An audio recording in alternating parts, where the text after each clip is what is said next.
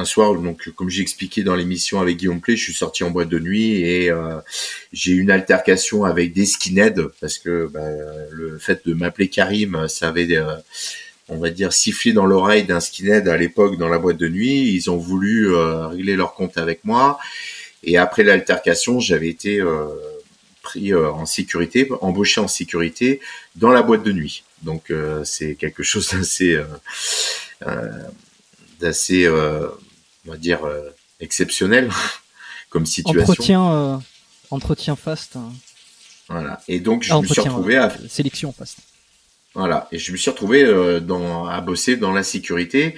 Et là j'ai trouvé mon équilibre parce que en fait en travaillant 3 soirs ou 2 soirs par semaine, je gagnais autant qu'en restauration en bossant 60 heures de boulot par semaine, en faisant 60 heures de boulot par semaine. Mais l'avantage que j'avais, c'est que j'avais mes semaines devant moi pour pouvoir m'entraîner et faire un petit peu plus de sport.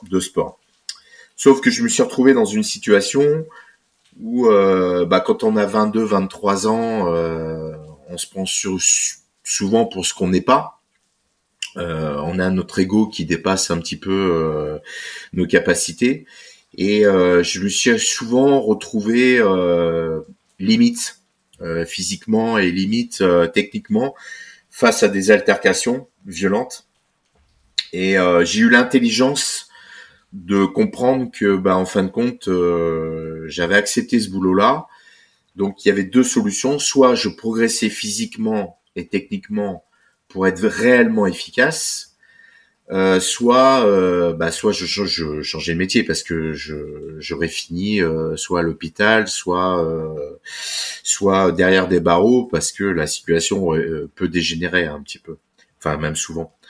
Et comme on dit souvent, qui peut le plus peut le moins. Donc plus tu vas maîtriser, on va dire les sports de combat et ton physique, et moins tu seras tenté d'aller un peu trop loin. Donc parce que tu as une certaine sérénité, un certain recul sur les choses que tu n'as pas quand tu es en état de stress extrême parce que justement tu te sens limité. Donc voilà. Donc après j'ai continué toujours les sports de combat et la musculation, un peu plus la musculation aussi pour prendre du poids parce qu'il fallait que je prenne du poids. Parce que là, t'es obligé de donner une image de quelqu'un de puissant malgré tout. Donc il a fallu que je prenne un peu de poids et de masse musculaire. Et je me suis dirigé dans les sports de combat vers des sports petit à petit où il y avait moins de percussions. Parce que les percussions, automatiquement, quand tu frappes quelqu'un, à l'époque on avait moins de problèmes avec la justice et la police. On avait un peu plus de liberté. Et mais à chaque fois que tu blesses quelqu'un quand tu fais de la sécurité, c'est une plainte et une plainte peut aboutir à une condamnation et l'impossibilité de travailler, même si à l'époque on n'avait pas de carte professionnelle. Donc il a fallu que j'évolue dans les sports de combat. Et en fait, moi, mon évolution dans les sports de combat était due à ma carrière professionnelle. Et c'est ce qui m'a amené à pratiquer beaucoup de disciplines, à aller rechercher de l'efficacité dans le jiu-jitsu brésilien, dans le MMA après, dans des sports de contact comme le kickboxing, même la boxe thaï, parce que j'ai pratiqué aussi un peu la boxe thaï. Et donc voilà. Donc après, c'était vraiment cette recherche d'efficacité. Jusqu'au jour où je suis arrivé à faire du Krav Maga, et là le Krav Maga a été une révélation pour moi. Ok, alors attends, on va creuser un peu sur le Krav après, ce que ça t'a apporté en plus et pourquoi c'est une révélation, mais quand tu parles que tu t'es orienté sur différentes disciplines pour éviter de trop percuter, c'est pour éviter de laisser des traces. Ça me fait penser au sketch de Coluche. Qui est une espèce de satire plus ou moins réelle. Coluche était très fort, je trouve, on savait pas vraiment de quel côté il se trouvait, qui c'est qui défendait. Quand il disait, il avait un sketch sur les policiers où il disait qu'il frappait, qu'il faisait exprès de frapper avec le dos de la main parce que ça fait vachement mal, mais ça laisse pas de traces. Et on sait jamais s'il dénonçait les mecs, les flics qui abusaient, tu vois, et qui envoyaient des torgnoles dans les gardes à vue pour pas laisser de traces, ou alors si s'il trouvait ça bien lui-même, tu vois, c'est un peu particulier. Donc, est-ce que toi tu trouves donc au final, l'époque où il y avait moins de plaintes de la part de ceux qui prenaient des torgnoles parce qu'ils avaient foutu la merde, est-ce que tu trouves que c'était mieux qu'aujourd'hui? Est-ce qu'il vaut mieux est-ce que il y avait des abus, et c'est bien que ces abus de la part de videurs, de la part de flics, de la part de personnes représentant de l'autorité, qu'il n'y ait plus? Ou est-ce que tu penses qu'au contraire on est allé trop loin, qu'aujourd'hui il y a une ultra défense des victimes ou de ceux qui foutent la merde? Voilà, quel est ton avis un peu là-dessus? Alors, mon avis, il est que on est dans une époque où tout est binaire. On parle toujours que de polarité, c'est-à-dire c'est soit c'est bien, soit c'est mal. Mais en fait, il y a plein d'intermédiaires. Il y a des nuances. Eh oui, oui. Il y a plein de nuances, et le problème c'est qu'on veut tout, un peu comme je pourrais expliquer par rapport aux réseaux sociaux où les gens vont soit t'idolâtrer ou alors te baver dessus. Il n'y a pas d'intermédiaire, c'est tout l'un ou tout l'autre, ou on t'aime pas ou on t'adore, mais il y a pas, et on est toujours dans ce problème de polarité. Donc bien sûr les extrêmes attirent les extrêmes, donc à partir du moment où il y a des abus, on va partir à l'extrême, c'est-à-dire que là, on va devenir trop laxiste. Et c'est un petit peu le problème de notre société, c'est-à-dire qu'on passe vraiment d'un extrême à l'autre, quoi.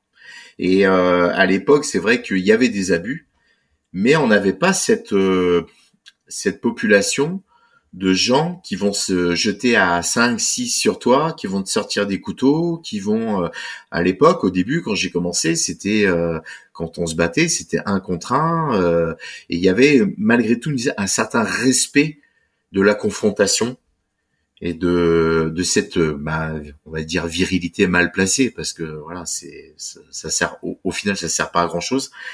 Mais sous l'effet de l'alcool et de la drogue, on sait comment se comportent les gens.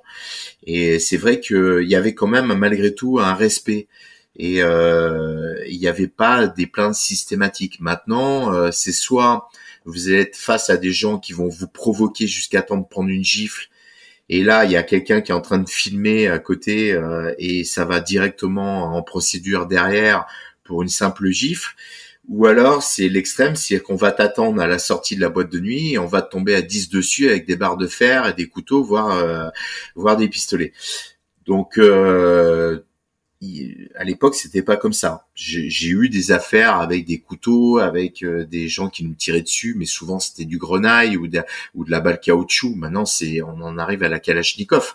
Donc voilà. Sachant que le métier que je faisais, c'est un métier où il y a plus de danger, par exemple, que des mecs qui sont dans les forces spéciales.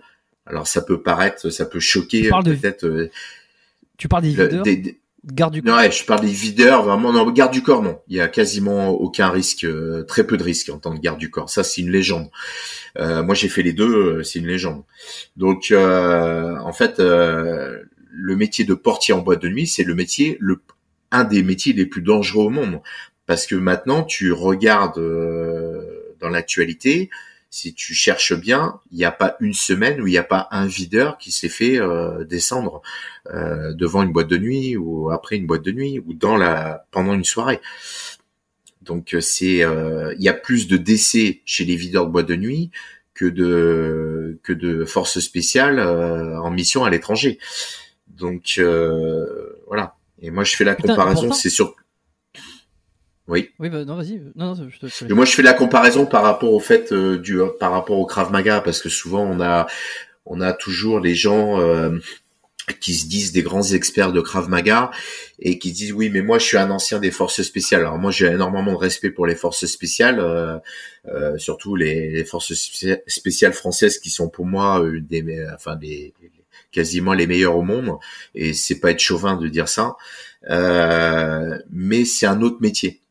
La confrontation physique d'homme à homme, pour eux, elle est quasiment inexistante. Donc, ils n'ont pas de retour d'expérience que un videur peut avoir. Donc, quand tu pratiques la self-défense, notamment le Krav Maga, et que tu dis que tu es un ancien videur, ta parole aura moins d'importance et moins de poids que si tu dis que tu es un ancien des forces spéciales. Parce que tout de suite, dans la tête des gens, si tu es force spéciale, c'est intouchable. mais ça n'a strictement rien à voir. Les forces spéciales travaillent avec des armes, ils travaillent avec des protections, voilà, ils travaillent avec des armes que nous on ne peut pas utiliser. Nos seules armes, ce sont nos pieds et nos mains. Et voilà, donc et notre courage. Et sachant que derrière, en plus, on est souvent mal perçu par la justice et même quelquefois par la police et la gendarmerie. Donc il y a beaucoup plus de dégâts et beaucoup plus de blessés, de morts chez les videurs, mais ça on n'en parle jamais parce que c'est un métier qui va pas faire écho avec enfin s'il y a un décès dans une boîte de nuit, un videur se fait tuer dans une boîte de nuit, on va jamais en parler aux informations. Et pourtant c'est régulier. C'est régulier. Et pour l'avoir vécu pendant des années, j'ai senti que d'année en année, c'était vraiment de pire en pire. Et maintenant, les mecs, ils ont pas les moyens de vraiment de faire leur boulot correctement, quoi. C'est impossible.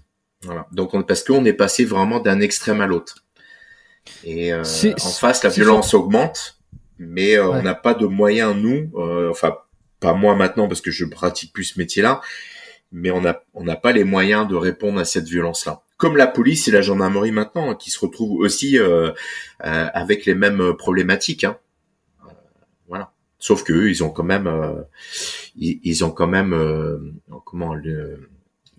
un agrément, alors que nous on n'a pas. Alors c'est surprenant parce que tu vois, j'aurais pas pensé comme ça a priori que le videur était si dangereux. Alors on s'imagine évidemment, mais c'est vrai que quand tu rentres dans une boîte ou quoi, t'as le premier truc de te dire, c'est le dernier mec avec qui on va s'embrouiller. Tu vois, c'est réflexe de se dire, s'il y en a un qui fait régner un petit peu l'ordre et qui est un peu à l'abri, qui se fait respecter presque de tout le monde, c'est le videur. Bon, en fait, t'es en train de me dire que non. Non, plus maintenant. À une époque, oui. Alors moi, j'avais une autre problématique et c'est ce qui a fait aussi que j'ai eu beaucoup d'expérience dans le conflit physique, c'est que j'ai un petit gabarit. Hein. Je fais 1m76, je fais 85 kilos, sachant que la plupart des videurs font leur bon 1m90 et minimum 100 kilos. Donc je faisais partie des petits gabarits, donc beaucoup plus sollicité que les autres par rapport à ça. Mais en même temps, c'est ce qui m'a amené énormément d'expérience. Alors,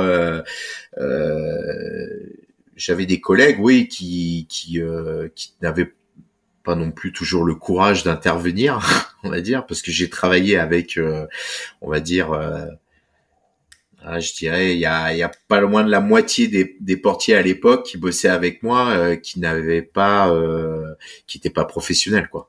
Qui allait facilement mettre une gifle à un gamin de 14 ans qui tenait pas la route ou voilà, ou un mec qui est complètement bourré et pour montrer qu'ils avaient un peu de mec en profite. Voilà, qui en profitaient pour les gifler. Donc c'est là où on était dans des extrêmes. Et par contre, quand il y avait une bagarre générale, tu tournais derrière et puis tu voyais qu'il y avait personne qui t'avait suivi, tu te retrouvais tout seul sur la piste de danse à séparer les mecs parce que tes collègues n'avaient pas suivi. Donc, je me suis même battu, moi, avec des collègues de travail. Donc, pour quelle raison parce que tu te retrouvais quelquefouvais dans des situations où c'était vraiment dangereux et tu as eu très peur et que, en fin de compte, tu retrouvais quelquefois tu retrouvais ton collègue avec une nana dans les toilettes de la discothèque et qui t'avait complètement lâché parce qu'il était en train de draguer une nana ou alors qu'il avait fui par peur, quoi. Donc là, il y avait l'altercation et l'explication après, parce que quand t'as vraiment peur, après tu dis attends, là, j'ai échappé belle, mais c'est un peu de ta faute, quoi. Donc voilà. Donc on se retrouvait aussi avec ces problématiques qui a peut-être moins parce que maintenant il y a des diplômes. Alors même si c'est des diplômes incendie, mais ça filtre un petit peu, on va dire, les décérébrés qu'il y avait à l'époque, parce qu'il y avait pas mal de décérébrés dans ce boulot-là, ce qu'il y a beaucoup moins maintenant. Maintenant, tu te retrouves quand même avec des mecs qui ont un peu plus de raisonnement, un peu plus d'intelligence, et puis qui sont peut-être un peu plus conscients aussi du danger judiciaire qu'il y a derrière, parce qu'ils ont une carte professionnelle et qu'ils veulent pas perdre leur carte professionnelle. Nous, à l'époque, on était des mercenaires. On n'avait pas de carte professionnelle, on on allait bosser en boîte de nuit parce qu'on savait se battre et qu'on était un peu costaud. Et puis voilà quoi. Et puis donc c'était un petit peu, c'était du. Mais malgré tout, il y avait plus de respect en face parce que justement, il y avait aussi ce côté un peu extrême qui fait que les clients, bah, ils se méfiaient un peu plus malgré tout des mecs en sécurité quoi, parce qu'ils savaient pas sur qui ils tombaient quoi. Alors que maintenant, les gens savent on est limité dans nos actions. On a tous pensé, je pense, au moins une fois